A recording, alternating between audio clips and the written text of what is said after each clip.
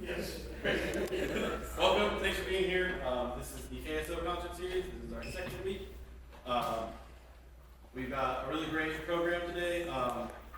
It is in the form of a kind of lecture, performance lecture recital.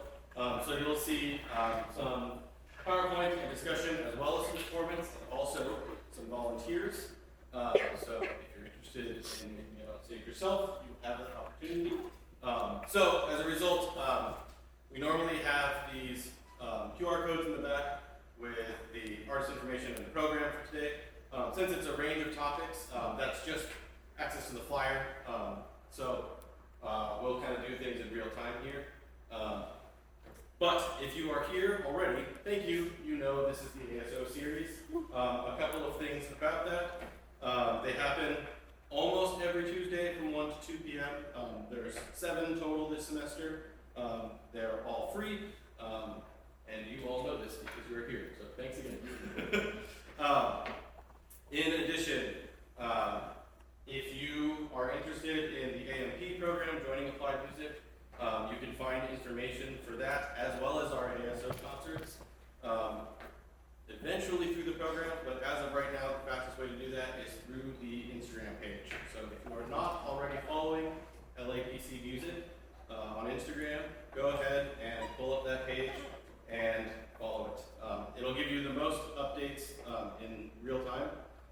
So if you need information as fast as possible, or you want to know what's happening next week, all of the ASO concerts flyers and the overall flyer with all of the concerts have been posted. So you can see what's coming up next week, the following week, whatever you want. Last note of business, if you need ASO tickets for concert credit, find Darwin in the lobby afterwards.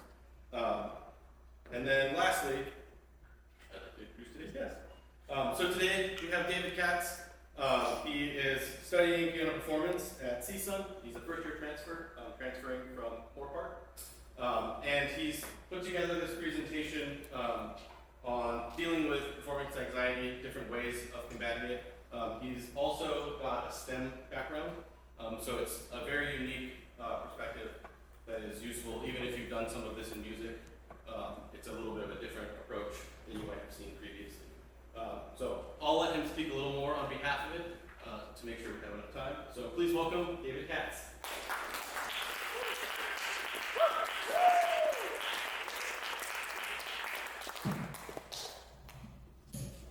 Is this on? Oh yeah.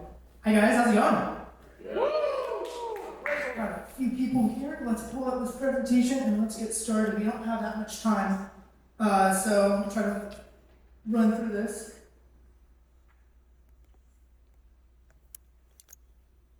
That was not intentional. So today we're going to be talking about eukaryotic cells and what powers them. Woo! What? What do you mean?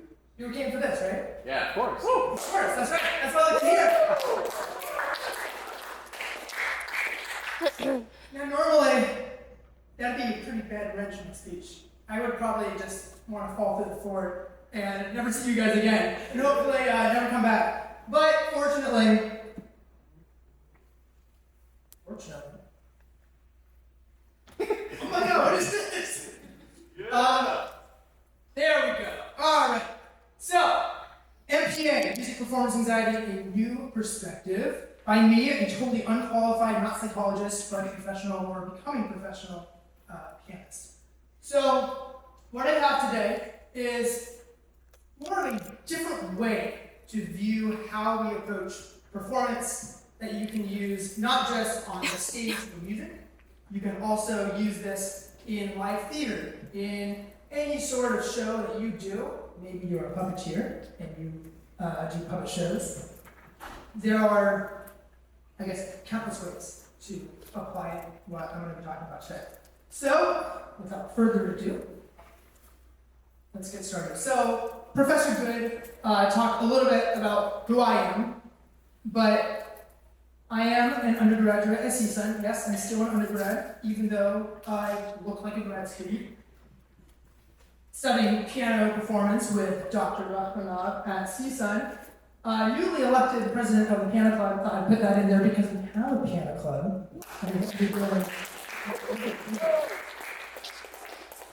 And hopefully that piano club can bring some of you guys to CSUN for some event. We'll see how things work out for the semester.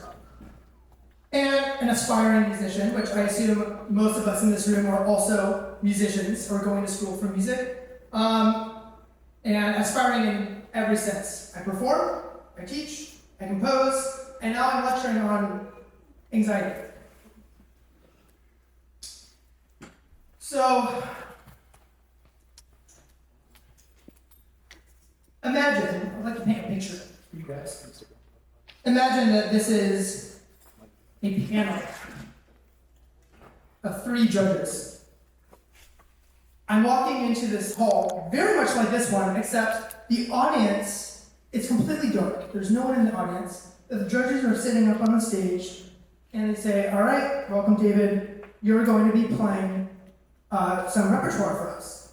This was the second round of a competition called Piano. When I was in high school, or high school years, I did this program where we progressed through 10 levels up until level 10, self-explanatory. And then after level 10, we would go on to this special level called piano. And piano was where we would be reviewed by professional judges that were famous musicians, traveling musicians. And if they deemed us good enough, we could go perform at a statewide convention for California's best young musicians. So after level 10, I passed and I went on to piano level. Here's what I knew. The night before, I'm sitting at the piano reading music. You can't read music. Oh no. I spent that evening trying to learn this Bach fugue that I've been learning for several months, and I had a lot of time to memorize, but for some reason it wasn't sticking. Well, long story short, we got it memorized. The day of, we go down to Cal State Fullerton. I walk into the room, I sit down, and I start playing that Bach fugue. And about halfway through the fugue, the prelude and fugue, halfway through the fugue, the judges stop me. They say, all right, go on. I thought I was toast. Instantly, my heart was racing. I couldn't feel my hands, I couldn't feel my feet. I wasn't sure if I was already eliminated or what the verdict was. But suffice to say, the rest of my playing, which was only about 10 minutes for a time slot that they had for me, within that 10 minutes, my playing pretty quickly devolved. And at the end, I walked out thanks to the judges. You can probably guess the verdict of that competition. I didn't get in, unfortunately. Now,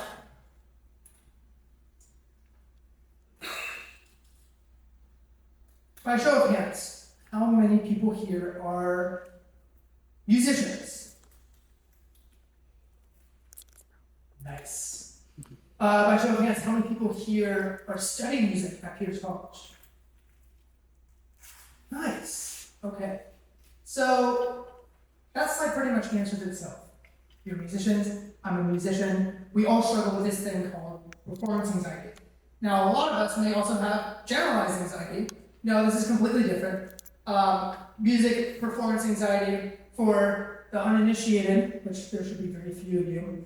If you are performing or you have a lecture that you're giving, like this one, you might feel some fear before going on, right? How many people here have felt that anxiety before a performance, a recital? Everyone get your hand up. This is not a question. This is like everyone has felt this before, right? I see some hands are still down. You guys are superhuman. So first, if you're performing, you can read sheet music, but you should also be able to hear sheet music. As some of you might recall from Christopher Nolan's newest movie, Oppenheimer, one of my favorite movies, Niels Bohr is talking with Patrick Blackett and Robert Oppenheimer in this scene, and they're discussing whether or not Oppenheimer should go study theoretical physics. So Niels Bohr says, the most famous line from this movie, algebra is like sheet music. It's not important whether you can read music, it's can you hear it? Can you hear the music? If you can hear the music that you're playing, and I'll get into what that even means, then you're already well on your way to not only combating the music performance anxiety, but also flip it on its head and use it for your own gain.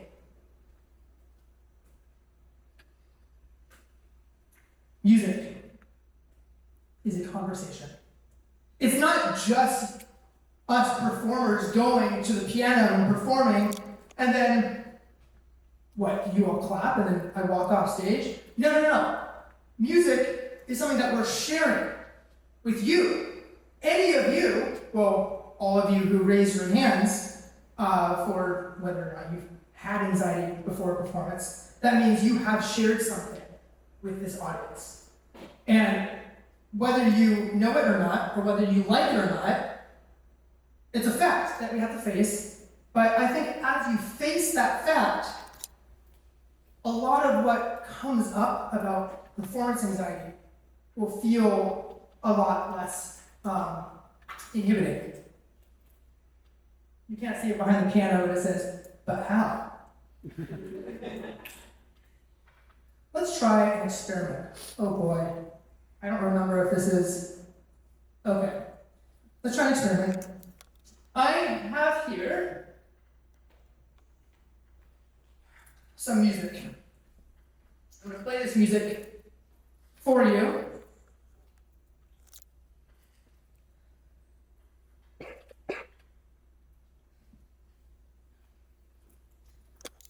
And you're just going to listen. That's all. Easy.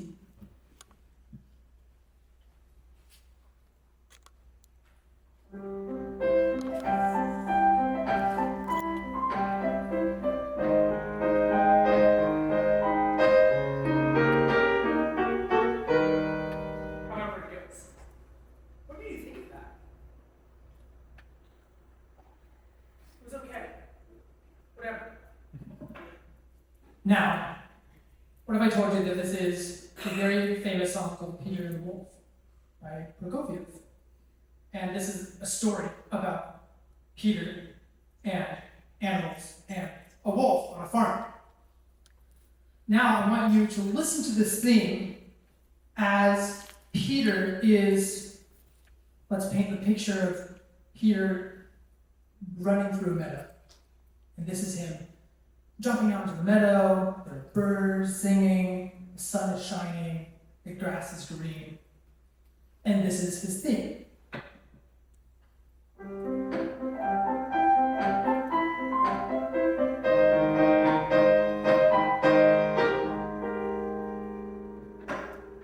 Not only did I put more articulation and more character into the playing, but now I hope you had a stronger sense of what was actually going on in the music. This just wasn't music written by a guy from Russia, which of course it is, but there's also the weight that here's a story that we're trying to tell. And it's not just any story, it's a musical story, and we want to convey what is happening in this story to you. So again, this might be a new perspective. Maybe it's a completely old perspective. Hopefully this is not new to a lot of people. But I am technically unqualified to be talking about performance anxiety at all. Well, I'm not a psychologist. I'm not an author. I don't study anxiety and where it comes from. It is. Here are some professionals who made history with me. Schneiderman, Confident Music Performance, 1991 publication on how to perform well at the piano and other instruments by using coping strategies for music performance anxiety. Salmon and Meyer, Notes from the Green Room, an excellent book talking about the feelings we all get when we're sitting in the green room waiting to go on stage. that's probably where the anxiety peaks.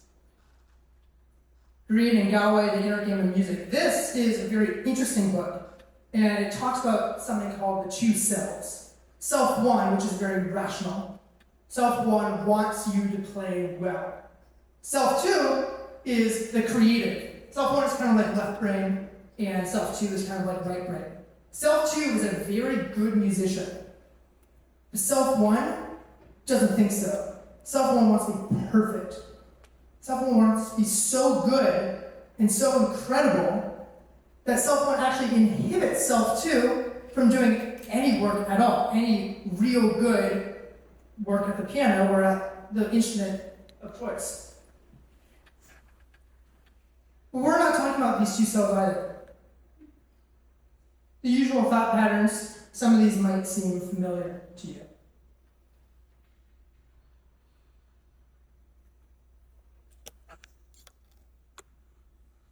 And here's the problem. If you do any of these things, some terrible, horrible, unimaginable things might just happen. You might not impress your friends. You might not make your family proud. This is probably the worst one. You definitely don't want to embarrass your professors, especially if they've been working with you over the past semester or year on this performance.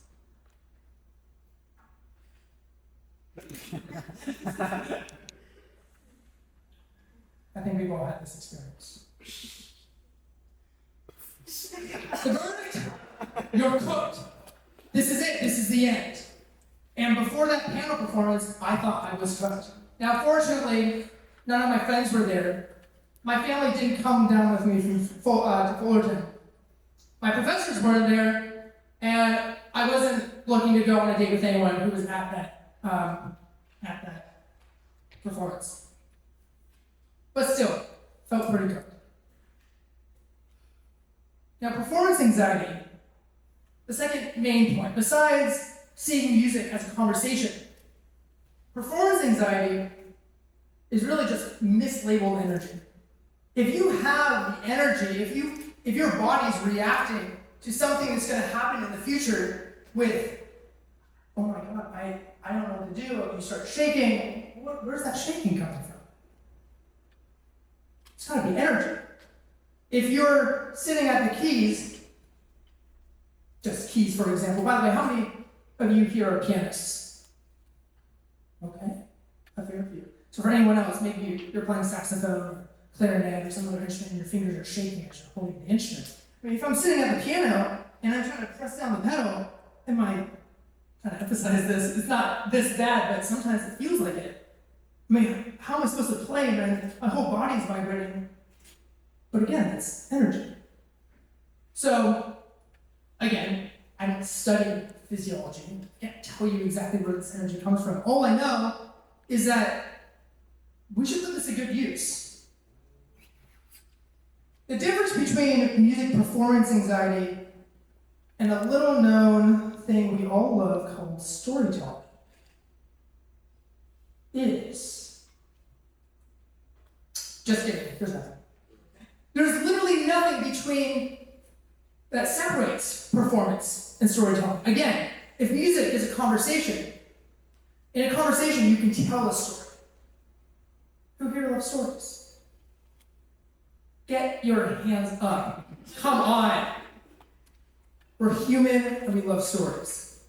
I think we can take that as a premise. So another experiment. I would like 3 volunteers. You. All right, come on up and give a hand for your volunteers.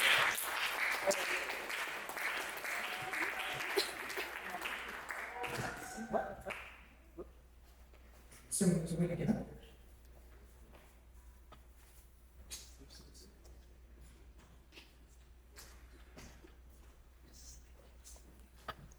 What's your name? Leah? Yes. What's your name? James? Alex. Leah, James, and Alex. Give a hand for your volunteers. Now, I don't actually consider the conductor. I'm not going to saw any of these lovely people in half, unfortunately for them. But I want to illustrate something. So, how's it going? Doing good. Good? My heart's beating out of my chest. Is it? What if I told you to play something for us right now? Oh, I wouldn't be able to do it too well, but I'd certainly try. You should really try it. Do you play chopsticks? You can play chopsticks? Yeah. Well, I won't have you play chopsticks just yet. But look at this. We're already into a conversation, and at least one of us is very nervous. Do you usually get nervous talking to people? On a stage, yes. On a stage, I know, it's a very different setting. This isn't like a coffee shop or a restaurant. But that's the thing. This is supposed to be a more informal sort of setting, right? And this is a dialogue that I'm having with you guys, and now that the four of us are having here, we're sitting down, we're relaxed, hopefully. Maybe it would be better if we moved in a little bit of a circle. Yeah, just turn your chair a little bit, down more in a huddle. There we go. More like an AA meeting now. Hi, I'm David. Hi, David. And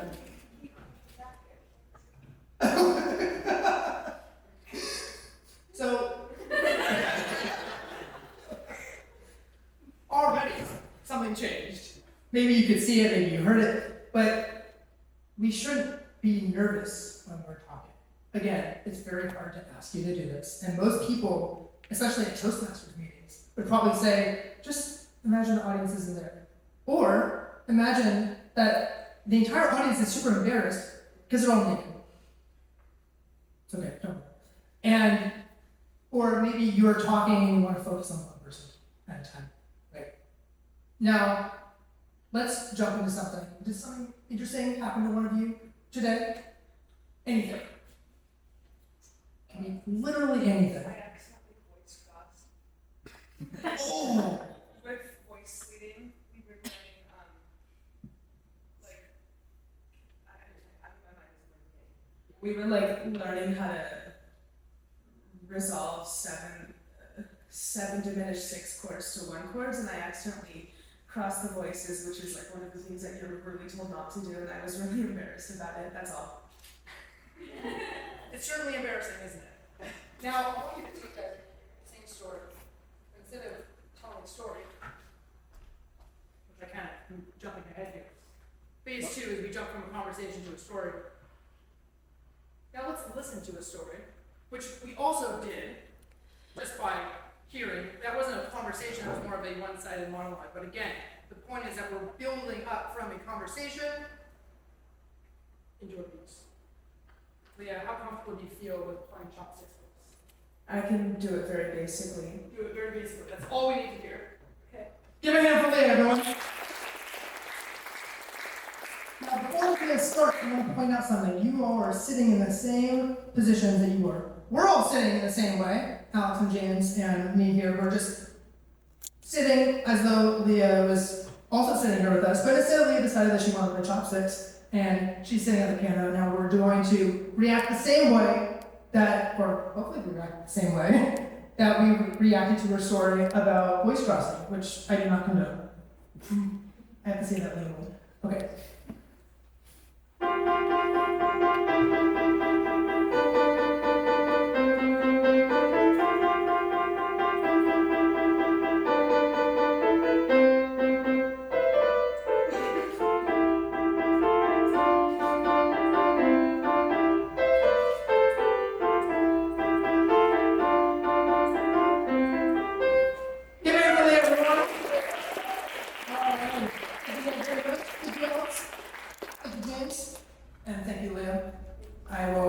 You're allowed to walk off the stage if you want, or if you want to stay here, you can. I'm not saying. Nice. That's what I like to see. Okay. I think this is also a good example to talk about with this setting. When we're in a conversation, are we sharing something or are we showcasing ourselves? I think we can all agree. If I just keep talking about myself, I could just talk about myself all day. I have a lot of interesting things to say. I'm sure that all of you are very interested to hear all about me. You know what we think. It's okay. And I'm sure that all of you can probably fall asleep. And I want to know you too, but the thing is, this setting just isn't optimal for that. Maybe. Anyway, I'm not going to showcase myself. None of us are going to showcase ourselves. Although Leah did showcase her playing. But what if she was also sharing her talent? It's the same thing. She's doing the same thing. We're just looking at it differently. Also, I commend you guys that you wanted to stay up here, because how do you feel now? How's your heart? Oh, my heart's still going. Still going.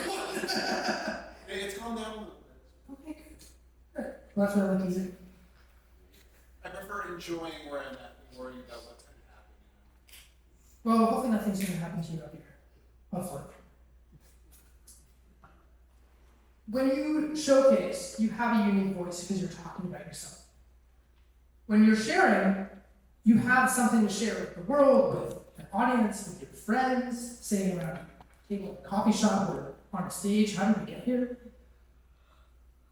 So what do you do?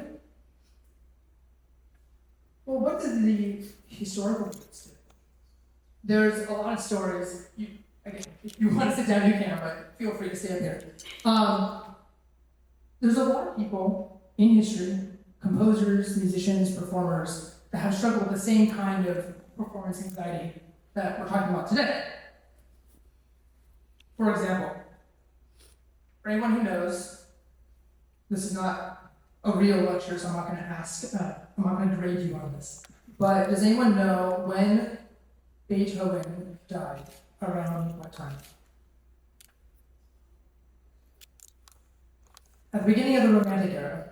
I'm not going to give you a year, I don't memorize years, I just remember times. So, at the beginning of the Romantic era, which was like 19th century, Beethoven was at the end of his life, and Schubert was his contemporary.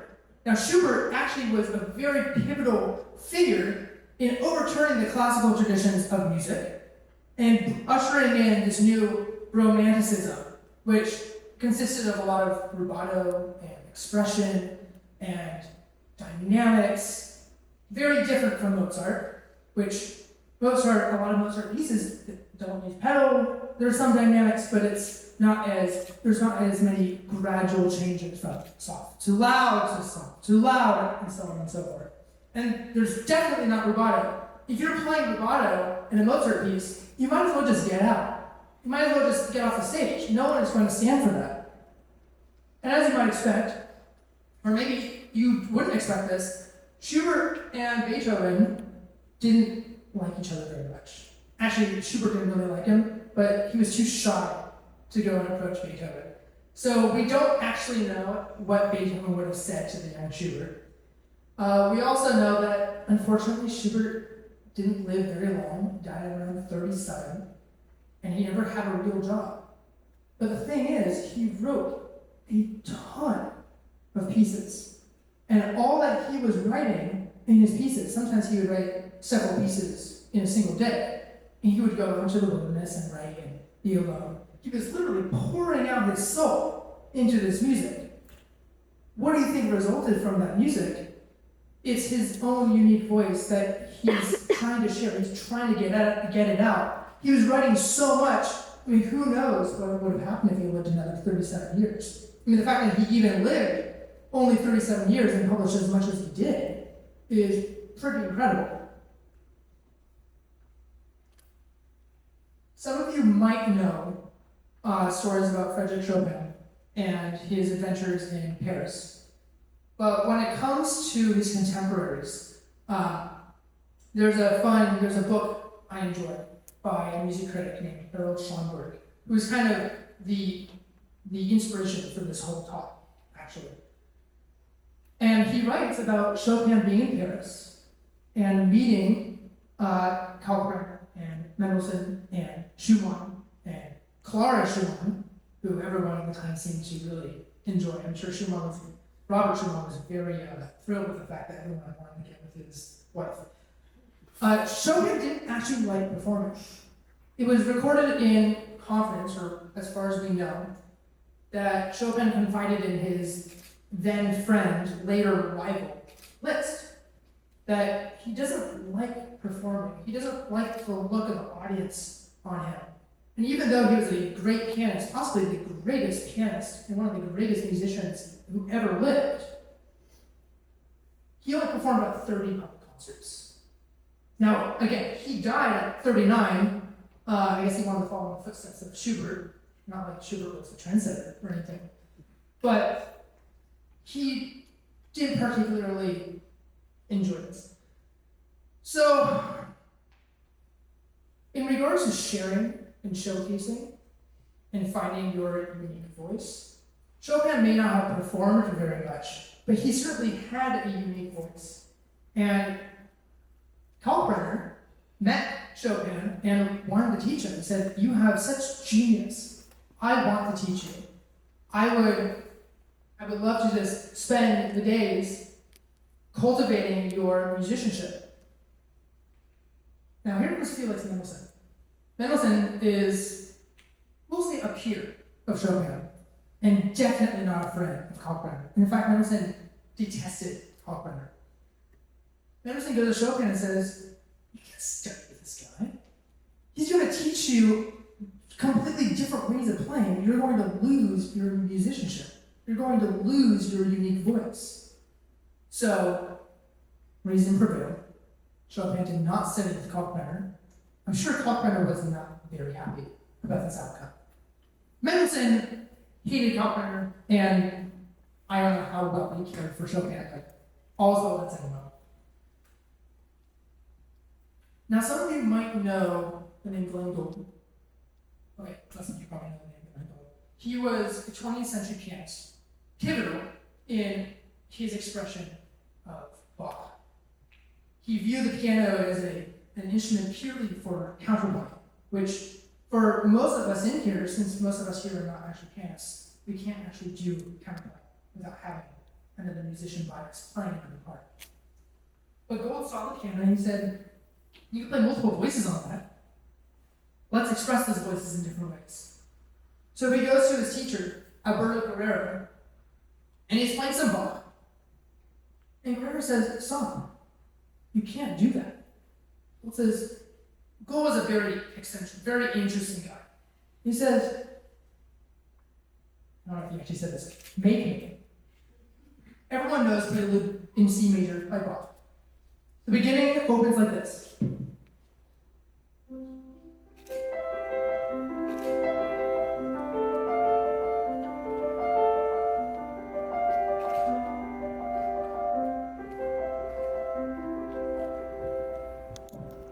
Lovely, serene, beautiful.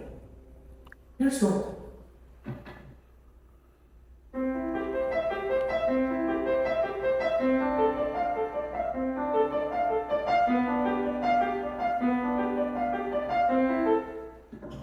Horrendous. No wonder Guerrero was so frustrated with Gould's playing, his student, who he thought would be a great pianist, and here Gould is screwing up the classics. It's a horrible thing. Don't do that. Never do that. Now, if any of us perform something like that today, we would probably, well, first of all, if we didn't mean to learn it like that, we learned that prelude with pedal and learning how to play it, it flows, and then we screw up and we're so nervous and we start playing like that, well, we might feel a lot of anxiety. We might feel what Alex is probably feeling right now. But the point is that you can use that.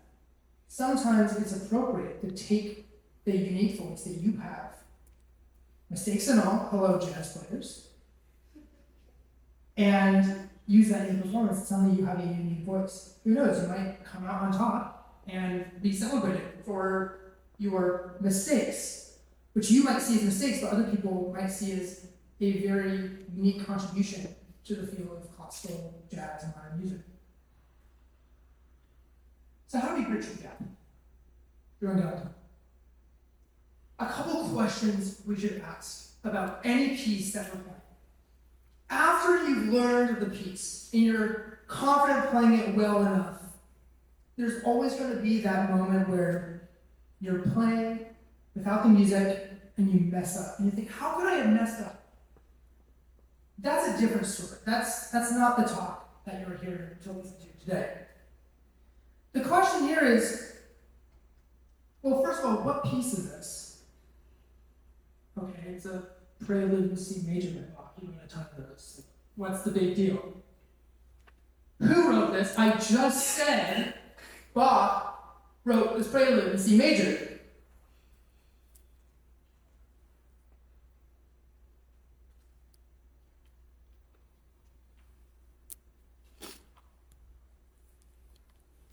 Can anyone answer that? Come on, try. Let's throw something out.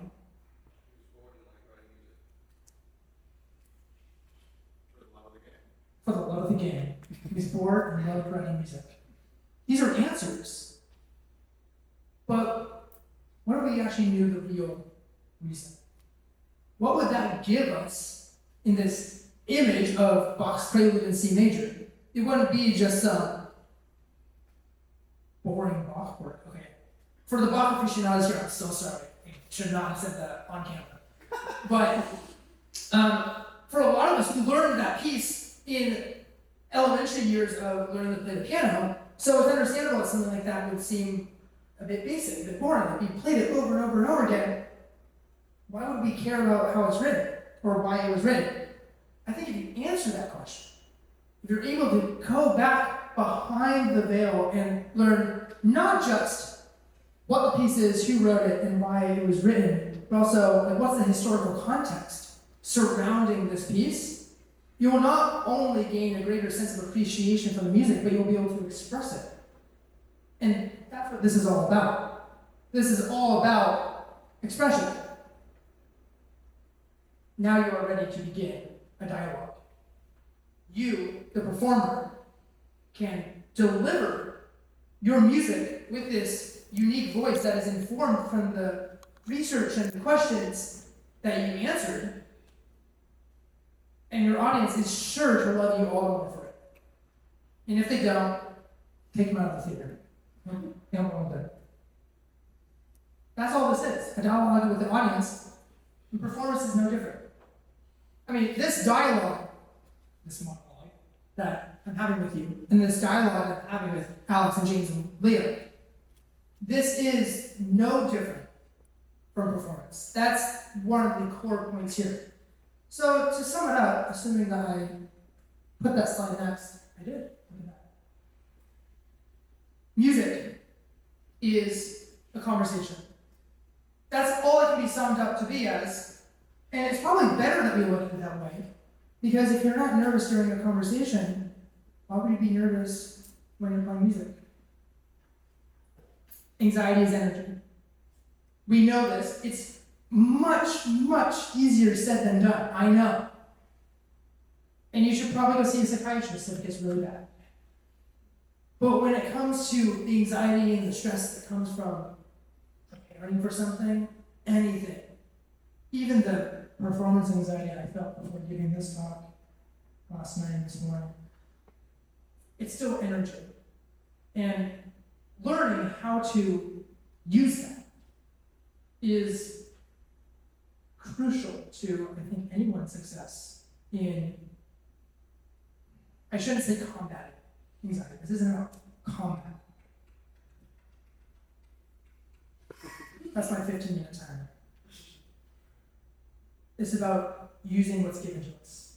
If anxiety is in the cards, let's play our hand and let's see how things go. And then finally, that sharing is much better than showcasing. Don't talk all about yourself. No one wants to hear that. Share what you have to offer. And what you have to offer is informed by the research that you do on the music. And hopefully the research also feeds back into your playing. So before I go on, funny story. I'm sitting in a theater very much like this one over 10 years ago. Wow, it's been a long time. I've got this big gold medal on my chest. It's the gold medal recital for Canal Valley, which is where I grew up. And this is for all the young performers who had completed this fall festival competition playing contemporary music. Now I'm sitting in the audience, I've already gone, and I'm waiting for the very last person to go, because they always put the best person for last. So this boy walks on stage, and his head of hair is much bigger than the one in my picture for this event. It was massive, so big. He goes onto the stage, and he bows, everyone's clapping. He sits down at the piano and starts playing the opening to what he played.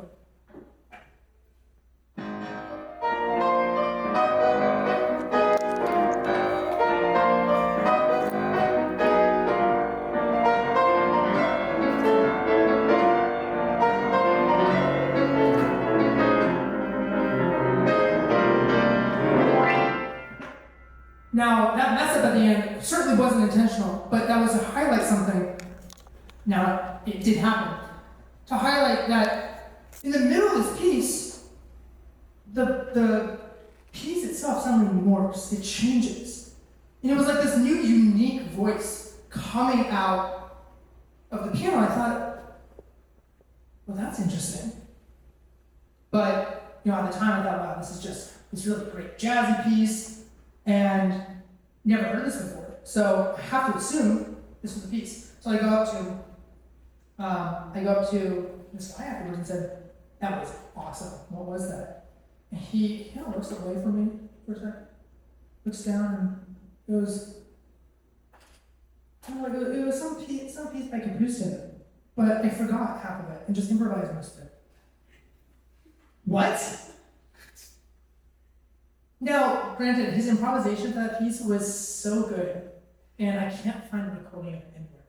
And even after asking him, now friends, even after asking him when he played, he doesn't remember, unfortunately. But the point is, even though his professors, his teachers who were there, were severely disappointed in him, they were not happy at all. The rest of the audience gave him a standing ovation because they thought it was awesome. That's the difference. That's what we're tackling here. His perspective is that he'd rather fall to the floor and never resurface. For us, we just had an amazing, amazing experience that I remember over 10 years later and telling on the stage because I think it's worth mentioning. So, when it comes to your own performance, what would you want to choose?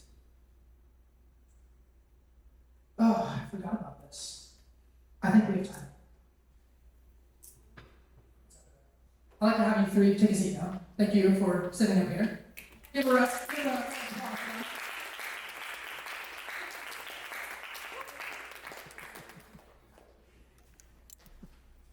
totally forgot about this. Hopefully, we have time.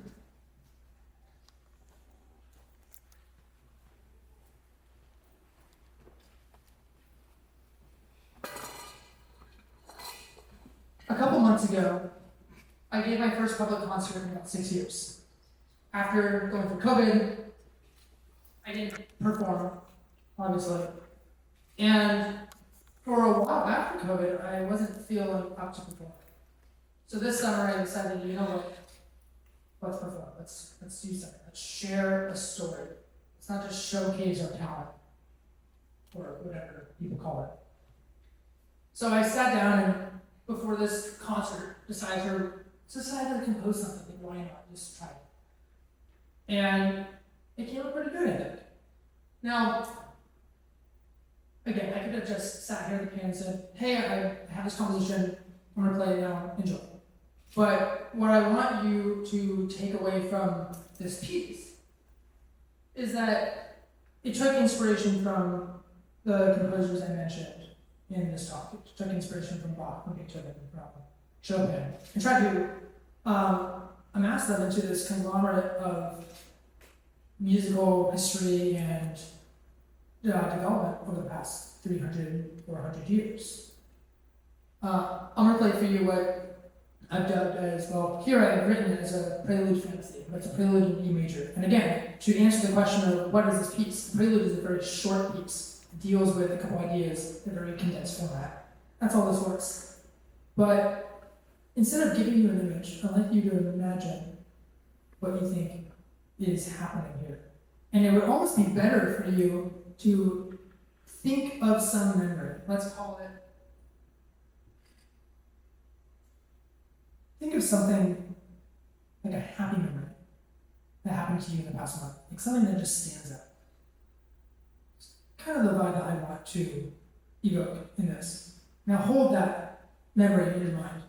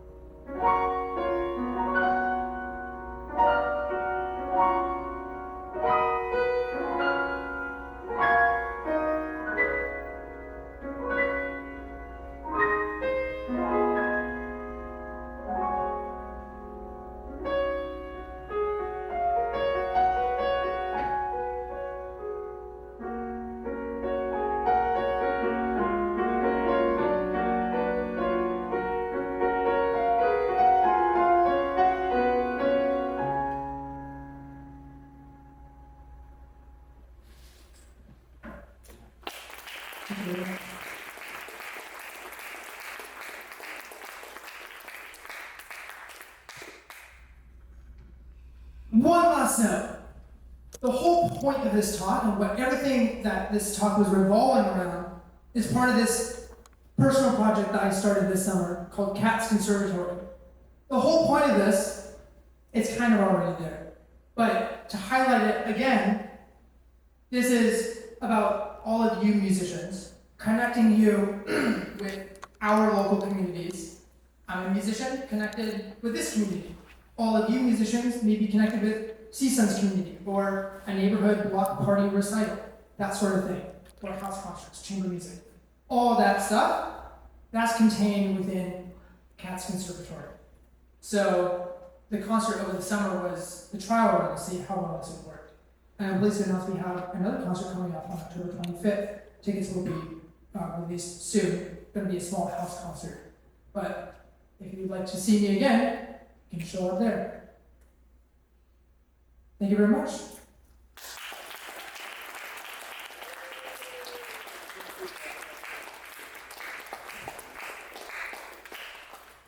We have about 5 minutes. Does anyone have any questions? Don't be shy. I want that performance anxiety to get a hold of you. Yes?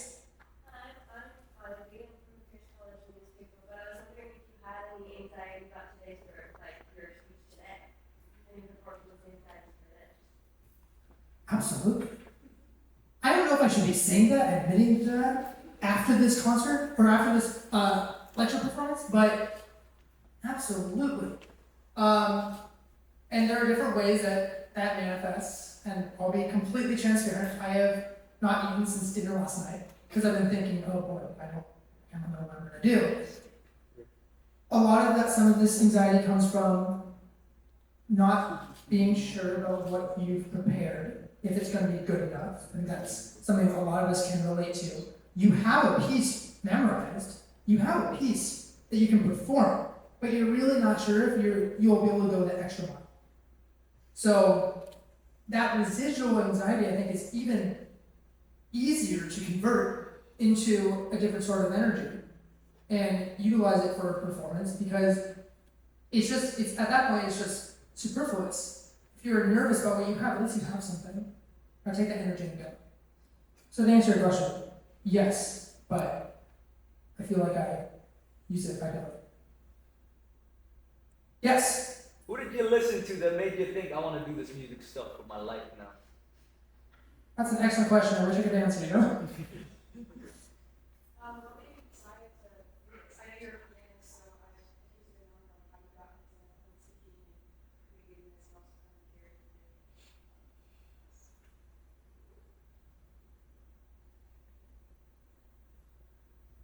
That's the one thing I forgot to mention, how public speaking ties into all of this. But I'd say I didn't like public speaking when I was younger. And I did start piano at a very young age. I was 3 years old when I had my first lessons. And at 6, I gave up that as well.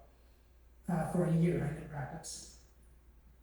I don't know how I came back to music, but I know I came back to public speaking and was being on stage because I didn't enjoy the feeling of living with this fear holding me back. I wanted to overcome that.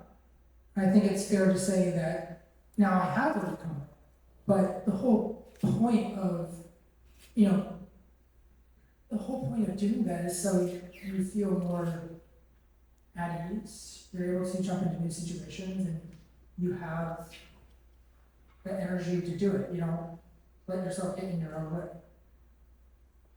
Yeah.